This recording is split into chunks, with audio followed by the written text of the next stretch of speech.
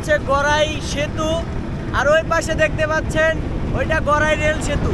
আর আমাদের এখনকার গন্তব্য হচ্ছে রবীন্দ্র কুঠিবাড়ি, শিলাইদহ, কুষ্টিয়া।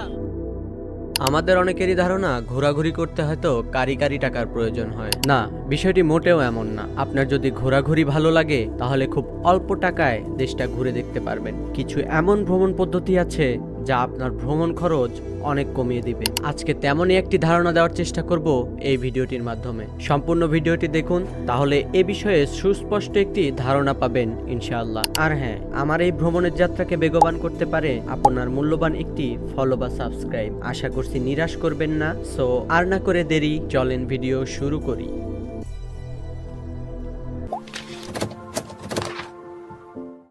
আসসালামু আলাইকুম সবাইকে, আমি মুসাফির মিজান অ্যান্ড ওয়েলকাম করছি আর একটা ব্র্যান্ড নিউ ভিডিওতে। আমি একজন অতি সাধারণ ভ্রমণ পিপাসী মানুষ, তো সেই সুবাদে আমি আজকে বেরিয়ে পড়েছি কুষ্টিয়ার উদ্দেশ্যে। তো আমার ভ্রমণ কনসেপ্টটা অনেকটা এরকম। আগেও অনেকে আপনাদের এই কনসেপ্ট সম্বন্ধে হয়তো জানা থাকতে পারে, বাট আমি যেভাবে ঘোরার চেষ্টা করতেছি বাংলাদেশের জেলাগুলো, সেটা হচ্ছে আমি কখনো হিচহাইকিং করব, মানে লিফট নিব, কখনো লোকাল ট্রান্সপোর্ট চিপ রেটে ব্যবহার করার চেষ্টা করব, অ্যান্ড দেন যেখান থেকে আমি ট্রেনে যাইতে পারবো সেখান থেকে অল্প খরচে আমি ট্রেনে যাতায়াত করার চেষ্টা করব। তো এইটা তো জানালাম আমার কনসেপ্ট, অ্যান্ড দেন সেটার প্রয়োগ হচ্ছে আমি সকালবেলা বাসা থেকে বের হয়ে যাই এবং একটা হিচহাইকিং মানে একটা লিফট নেওয়ার জন্য চেষ্টা করি, অ্যান্ড দেন এখান থেকে প্রথম লিফট নেই। লিফট নেওয়ার পরে আমি চলে আসি সরাসরি রাজাপুর নামক একটা জায়গায়, একদম লোকাল ট্রান্সপোর্ট, সেইটাতে একটা লিফট পাই। তো চলেন সেইটার কিছু ফুটেজ দেখে আসি আগে। এই যে একটা টলিতে লিফট পাইছি ফাইনালি, মোটামুটি 8 ঘন্টা দাঁড়া থাকার পর হাইওয়েতে। তো নাইস। তো এটা পাবনা পর্যন্ত চলে যাবে। আমার ঈশ্বরদীতে যেহেতু যাবো, সেহেতু আমাকে দাসুরিয়াতে নেমে যাইতে হবে। তো ফাইনালি গেট লিফট। তো আমার লিফট এত দূর ছিল, মোটামুটি 6 কিলোর মতো। এই যে মামা এখানে নামাই দিল। মামা হচ্ছে এখানে ভাত খাবে, আর হচ্ছে আমি চলে আসছি এই যে সামনে, এটা হচ্ছে আপনার দাসুরিয়া ট্রাফিক আর কি। আর এই দাসুরিয়া ট্রাফিকটা কিন্তু অত্যন্ত গুরুত্বপূর্ণ একটা জায়গা। আপনার বাম দিকে চলে গেছে পাবনা, আর এই যে আমার পিছনে এই রোডটা সোজা চলে গেছে আপনার ঢাকা কিংবা উত্তরবঙ্গ, আর সামনে ডান দিকে চলে গেছে ঈশ্বরদী আর আপনার দক্ষিণবঙ্গ অর্থাৎ কুষ্টিয়ার দিকে। তো আমরা এখন ওই সামনে যাব এবং দাসুরিয়া থেকে আরেকটা লিফট ট্রাই করব, দেখি ঈশ্বরদী পর্যন্ত পাই না, যেহেতু আমার গন্তব্য ঈশ্বরদী রেলওয়ে স্টেশন। সো দেখা যাক কি হয়। A few moments later. আজকে আমাদের গন্তব্য হবে ঈশ্বরদী জংশন থেকে কুষ্টিয়ার পোড়াদহ জংশন অবধি, যেহেতু কপোতাক্ষ এক্সপ্রেস এটা হচ্ছে আপনার খুলনা ঢোকে, তো এটা পোড়াদহতে আমার নেমে যেতে হবে, যেহেতু আমি কুষ্টিয়াতে যাব। তো এখান থেকে আজকে আমার জার্নিটা শুরু হচ্ছে এই ঈশ্বরদী রেলওয়ে জংশন থেকে। দেখতে পাচ্ছেন ঈশ্বরদী রেলওয়ে জংশনে কিন্তু ঝুম বৃষ্টি পড়তেছে, একদম পুরা প্ল্যাটফর্ম ভিজে গেছে বৃষ্টিতে।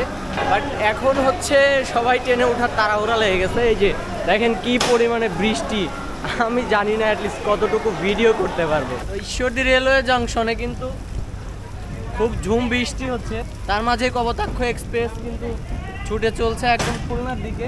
দেখতে পাচ্ছেন আমরা ডিপার্চার হচ্ছে ঈশ্বরদী জংশন, তো এরপরে হচ্ছে পাকশিতে থামবে এইটা।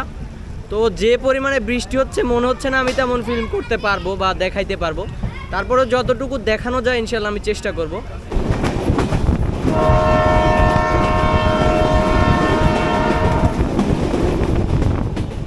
আমরা এখন নামছি একদম পাকশি রেলওয়ে স্টেশনে, আর ওই যে আমার পাশে দেখতে পাচ্ছেন ওই যে পারমাণবিক যে কুলিং টাওয়ার, আর ওই যে সামনে হচ্ছে শতবর্ষী হার্ডিং ব্রিজ, আমরা ওইটা পার করব। কুষ্টিয়া যাচ্ছি ভাই, কুষ্টিয়া। এখন আছি ঐতিহ্যবাহী হার্ডিং ব্রিজ। এই হার্ডিং ব্রিজ পাবনা এবং কুষ্টিয়াকে সংযুক্ত করেছে, এবং তার পাশে লালন শাহ সেতু। আর এখান থেকে ঠিক একটা নৈসর্গিক ফিল পাওয়া যায়। ওই পাশে দেখতে পাচ্ছেন পারমাণবিক বিদ্যুৎ কেন্দ্রের কুলিং টাওয়ার আর শতবর্ষী হার্ডিং ব্রিজ। দেখতে দেখতে কিন্তু আমরা হার্ডিং ব্রিজ পার হয়ে গেলাম। তো এরপরে হচ্ছে ভেড়ামারা স্টেশন, মেবি ভেড়ামারা, তারপরে হচ্ছে মিরপুর, দেন আমার গন্তব্য পোড়াদহ। বৃষ্টি কিন্তু হরদম হয়ে যাচ্ছে। আমি জানি না কতটুকু ফুটেজ ক্যাপচার হচ্ছে, বাট আমি ট্রাই করতেছি।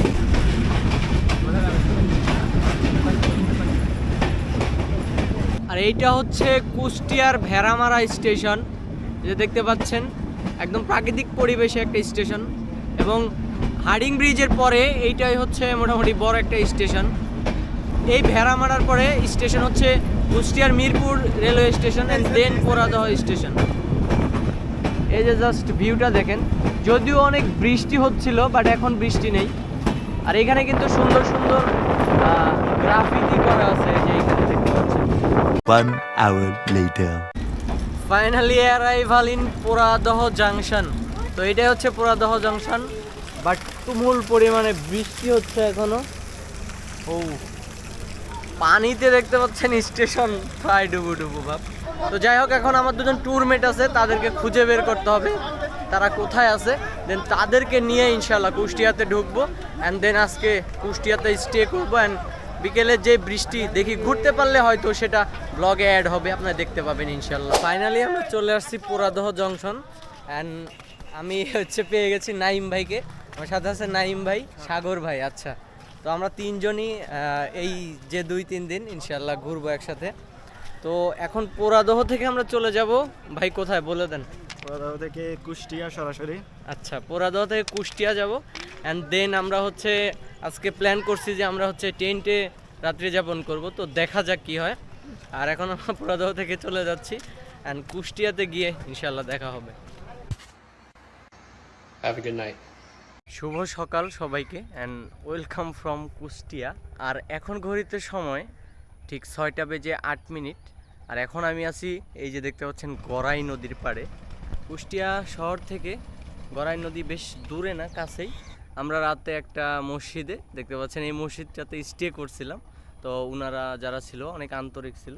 তো ওখান থেকে ফজর শেষে আমরা চলে আসছি সরাসরি গড়াই নদীর পাড়ে। আসলে দেখার মতো একটা সুন্দর জায়গা, এবং গড়াই নদীর পাশ ধরে কিন্তু এরকম সুন্দর ওয়াকওয়ে, মানে একটা রাস্তা। আর সামনে হচ্ছে একটা ব্রিজ আছে, যেটা গড়াই নদীর উপরে নির্মিত, অনেক বড় একটা ব্রিজ, যেখানে আমরা রাতে গিয়েছিলাম। আর যেহেতু আমরা রাতে আসছিলাম সেহেতু কিন্তু আমি ওই রকম কোনো ফুটেজ আমি কালেক্ট করতে পারি নাই। সরাসরি পোড়াদহ থেকে সন্ধ্যা পার হয়ে যায় আমাদের কুষ্টিয়া শহরে ঢুকতে ঢুকতে। তো দেন আমরা থাকার জায়গার একটা খোঁজ করি অ্যান্ড দেন খাওয়া দাওয়া করি। তো তারপরে এই তো এখন সকাল, আর এখন একটু কুষ্টিয়াকে ঘুরে দেখব। আচ্ছা, ফাইনালি আমরা হচ্ছে কুষ্টিয়া শহরের ভিতরে চলে আসছি। এটা হচ্ছে কুষ্টিয়া বক চত্বর ছিল, অ্যান্ড এখান থেকে আমরা ট্রাই করব যে লালন মাজার, যেটা আরও সামনে, মোটামুটি এখান থেকে 3.5 কিলোর ভিতরে হবে। তো মোটামুটি আমরা এখন হেঁটে যাওয়ার ট্রাই করব। তো 1 ঘন্টা মতো সময় লাগবে। তো এখন লালন মাজারের দিকে যাচ্ছি, তো সেখানে গিয়ে দেখা হবে ইনশাল্লাহ। A few moments later. Finally Kushtia শহর থেকে কিন্তু চলে আসছি লালন শাহ মাজারের সামনে। আর ওই দিকে হচ্ছে লালন শাহ মুক্ত মঞ্চ, আর এটা হচ্ছে মাজারের মেইন গেট। তো আমরা হচ্ছে গেট দিয়ে ভিতরে প্রবেশ করব এবং ভিতরের পরিবেশটা একটু দেখার চেষ্টা করব। লালন শাহের মাজার বা লালন আখড়া হচ্ছে বাউল সম্রাট লালনের কবরস্থান। এই কবরকে কেন্দ্র করে তৈরি হয় একটি মাজার। এই মাজারটি কুষ্টিয়া জেলার কুমারখালী উপজেলার সেউরিয়া নামক গ্রামে অবস্থিত। লালন শাহের মাজার এখানে একদিনে তৈরি হয়নি। 1890 সালে লালনের মৃত্যুর পর তার ভক্তরা এখানে ভিড় করতে থাকে। বহু দর্শনার্থীর সমাগমের ফলে এই মাজারটির উৎপত্তি হয়েছে। 1963 সালে সেখানে তার বর্তমান মাজারটি নির্মাণ করা হয় এবং তা উদ্বোধন করেন তৎকালীন পাকিস্তানি গভর্নর। বর্তমানে এই মাজারটি বিভিন্ন দেশের দর্শনার্থীদের ভিড় দেখা যায়। আধ্যাত্মিক সাধক লালন শাহের বাসস্থান ছিল এই সেউরিয়াতেই। তিনি মূলত বাউল গান ও দেহতত্ত্ব নিয়ে আলোচনা করতেন।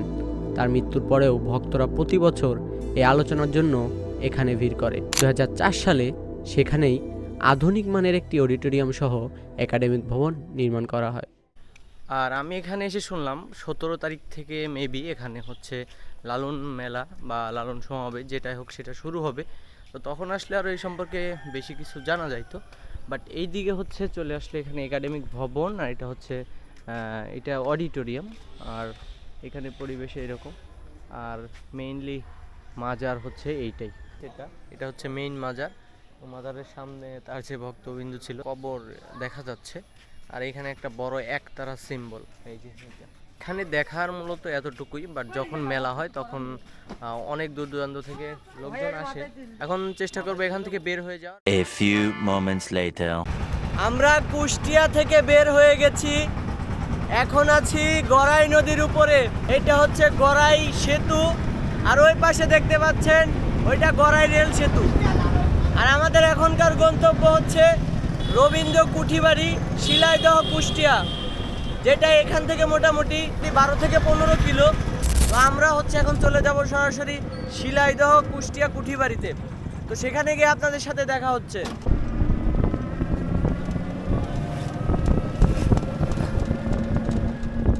ফাইনালি আমরা ঢুকে গেছি রবীন্দ্র কুঠিবাড়ির ভিতরে।